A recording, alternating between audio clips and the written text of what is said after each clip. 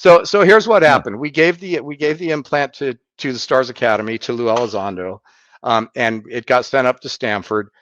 Gary Nolan, I found out later when I was interviewing Gary for Accidental Truth, I brought up the implant thing. I didn't realize that he was the person who had received it. Um, and so he actually said, yeah, that came to me. And he corroborated the story of how there were problems with the paperwork and it just wasn't right. And so it did not get studied by Gary. And the implant has since been returned safely, and we know exactly where it is. And it could, it's available for future stuff as well, probably. But yeah, here's Gary Nolan in a spontaneous Right back when TTSA exchange first about started. it. Okay, here we go. So this is, again, This is me. I'm interviewing Gary for Accidental Truth, and this came up. Is this in Accidental Truth?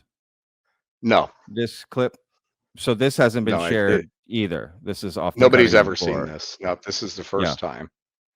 Okay, y'all. Look at these exclusives from Ron here, y'all. Y'all better give some love to Ron in the comments, please. Jesus.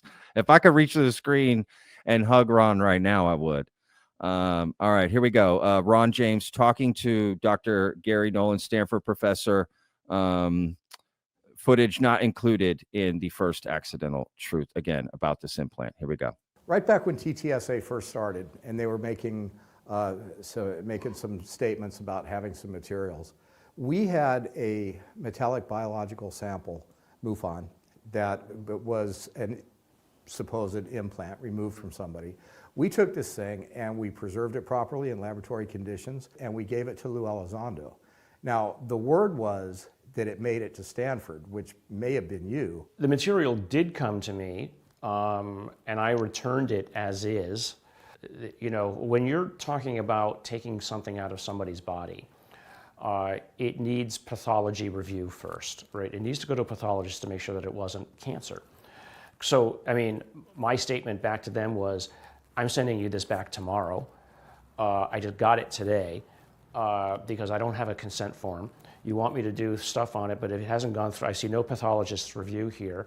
I will lose my job if I touch this stuff. It was stated in what got back to MUFON that there were certain legal ramifications about the sample. And you know, of course, a lot of people are just conspiracy minded.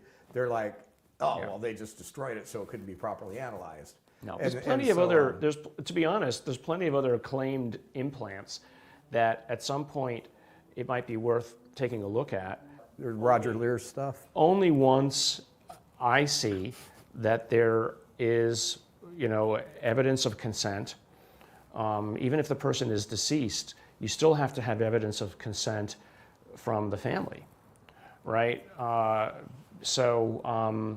You know, it's just following protocol. I really appreciate you clearing that up. There's still people that think it was some big conspiracy, and I'm like, I'm gonna find out. You can't just take pieces of people and send it around by FedEx. It's also important to dispel conspiracy when you can. I can say this, and there's still people who are going to say I'm lying. Great clip, man. Wow. Great clip. So you haven't seen Gary Nolan say that on Coulthard? No, yeah. You can't just take pieces of people and send them around through FedEx. He's not wrong. Yeah. And so, you know, this is a heads up to all these implant cowboys out there. Please do not FedEx pieces of people to Gary Nolan. He doesn't like it. He doesn't appreciate it. He doesn't want to open those kind of boxes. It's just not okay. So Implant Cowboys. I love that. That's the name of my new band I'm starting, Ron. Implant Cowboys. Oh, there you go. So you know, really, because Lou had mentioned, he says, well, the scientist we sent it to said, don't ever send me anything like this again. That is true. Not necessarily for reasons that he was weirded out and aliens came out of the sample box, but at the end of the day, everything that Lou said about this story, with very, very minor details, probably to protect the privacy of the Sure. person that supplied the implant. It's all true, and I can vouch for it all. And hopefully this clears it up. So when he tells that particular story, yes, there is a backstory to it. I'll be bringing more of it in Accidental Truth next. It is a very compelling case. And Lou is, again, just totally straight up. Yeah, absolutely. So when Lou mentions that, you know, there was a scientist who sent it back or whatever, he's talking about Gary Nolan, but the reason Yeah, is the chain of custody of the paperwork. And he honestly, that's good for, like, that shows Gary's credibility there as a doctor, right? Like, protocol, following Gary doesn't, protocol Gary's a has to be materials standard. guy. He's a pathologist, and um, I've noticed on several occasions that he has a bit of an aversion to anything having to do with physical samples of these kinds. And part of it is probably because of this, but there might be something else that's freaked him out about that aspect of this as well. But I can only speculate. And so I think, Sure. on the surface, Gary said the paperwork was wrong. I sent it back untouched. And there we go. Yeah, I think it just speaks to his you know, that again, he's just a stand-up doctor doing and follows follows the law and follows the rules and the standards, and commendable to him, to be honest with you. And it gives I'm just not sure some that people insight really there. know. I'm not sure what people really know the extent of this guy's success and his contributions. People in the UFO community know him as a guy that studied some materials, but the reason he was able to study this stuff is because he invented technology that could do analysis that no other technology on Earth could do. And he invented it, and he patented it, and he owns it.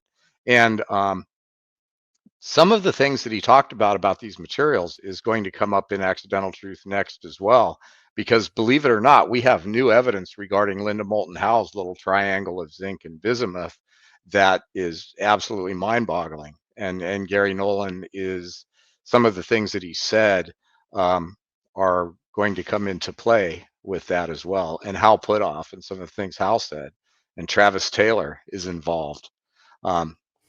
Very, Okay. very interesting. People are gonna.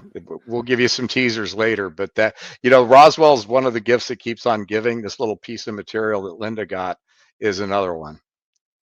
Okay. Bam. No, there we go. I love that. Weave that into this. No, that's fascinating. All right. So there we just heard from Gary Nolan talking about receiving this implant, sending it back for XY reason. That's explained. That's,